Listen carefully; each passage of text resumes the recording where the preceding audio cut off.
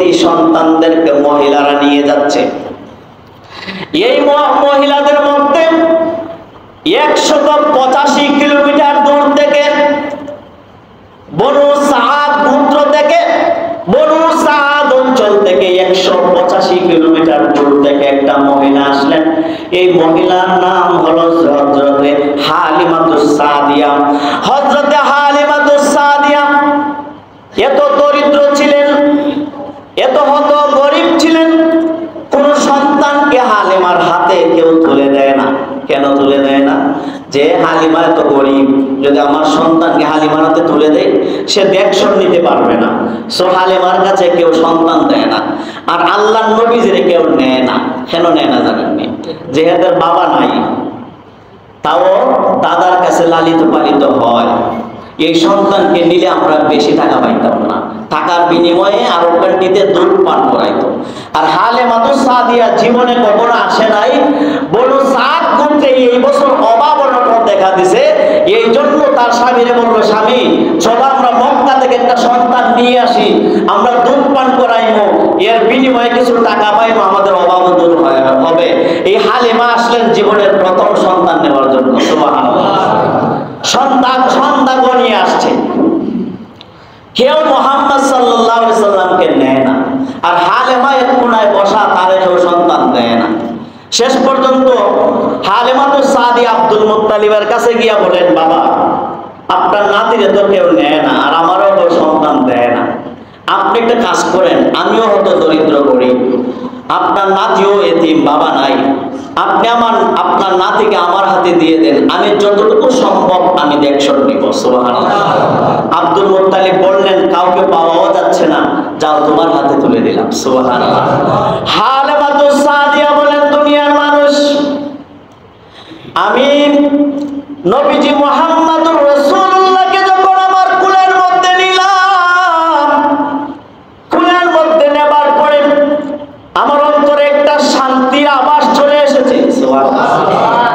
আমি কুলের মধ্যে নেওয়ার পরে আমার এই মুহাম্মদকে যখন ডান দিকের দুধ আমি তার মুখে দিলাম, সে দুধ পান করতে শুরু করলো।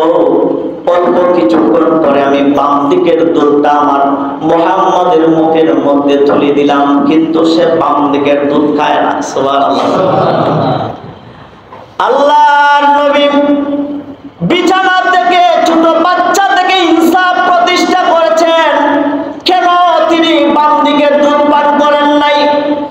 হালিমা অনেক চেষ্টা করেছেন বাম দিকের দুধ পান করাইবেন, কিন্তু আল্লাহর নবী অনেকবার চেষ্টার পরও খায় না, শুধু ডান দিকেরটাই খায়। হযরত হালিমা বলেন, আমি প্রথম বুঝতে পারি নাই, কয়েকদিন যাবার পরে আমি মুহাম্মদকে লালন পালন করতে গিয়ে বুঝতে পারলাম, সে জেনেছে আমার আরেকটা সন্তান আছে, ওই সন্তানের জন্য বাম দিকের দুধ সে রেখে দিয়েছে। হালিমাতুস সাদিয়া বলেন, দুনিয়ার মানুষ, আমি মুহাম্মদকে নিয়ে ঘোড়ার মধ্যে উঠলাম। একবারে জীর্ণ শীর্ণ দুর্বল একটা ঘোড়া সওয়ারি নিয়ে আমি এসেছি। আমি যখন আমার স্বামীর পিছনে মুহাম্মদকে নিয়ে উঠলাম, ঘোড়া চলে না। সুবহানাল্লাহ। ঘোড়া চলে না, স্বামী বারবার ঘোড়াকে আঘাত করতেছে, সামনে যাওয়ার জন্য ঘোড়া চলে না। আমি উঠলাম, আমার স্বামী নামলেন, ফুলের মধ্যে মুহাম্মদকে নিয়ে সামনে উঠলাম। এখন ঘোড়া স্পিডের সাথে চলতে শুরু করছে। এখন স্বামী উঠলেন, সামনে চলে না। সুবহানাল্লাহ। হাদিসের কথা। স্বামী বললেন, ঘটনা তো বিপুল ঘটনা ঘটে গেছে, আমি উঠলে দেখিস এই ঘোড়া হাঁটে না, আবার নামলে ঘোড়া হাঁটে, তোমাকে সামনে দিয়ে দেখি, আমি পিছনে বসে দেখি। সুবহানাল্লাহ। আর হযরত হালিমা বলেন, আমি সন্তানকে নিয়ে সামনে বসলাম, আমার স্বামী পিছনে বসলে। ও দুনিয়ার মানুষ, এত বেগ দিয়ে এত স্পিডে ঘোড়া চলতে শুরু করলো। আমার 2 থেকে 3 ঘন্টা আগে যে ঘোড়াগুলা সওয়ারিগুলা চলে এসেছিল, ও দুনিয়ার মানুষ, এই মুহাম্মদকে নিয়ে যখন ঘোড়ার মধ্যে উঠলাম, 3 ঘন্টা আগে যারা আমাকে ক্রস করে এসেছিল, 3 ঘন্টা আগের মানুষগুলাকে আমি গিয়া ক্রস করে ফেলে চলে গেছি।